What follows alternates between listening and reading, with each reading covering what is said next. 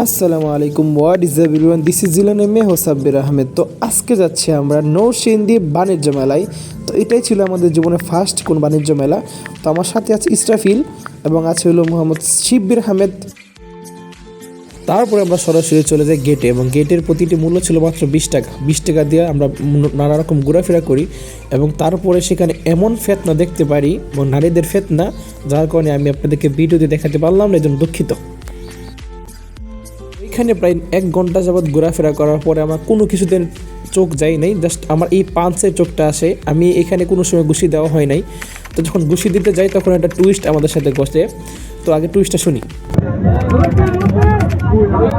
যখনই আমি টিকিট কেটে ওখানে ঘুষি দিতে যাই, তখন পিছন থেকে আমার কিছু পোলাপান মুরব্বি করে চিল্লায় ওঠে আমি দাঁড়া টুপি দেখে।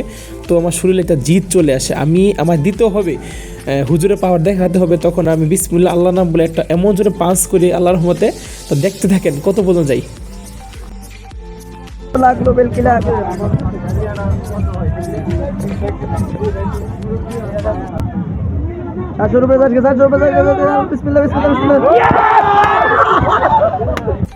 তো এই ছিল আজকের আমাদের জীবনের প্রথম কোনো ব্লগ।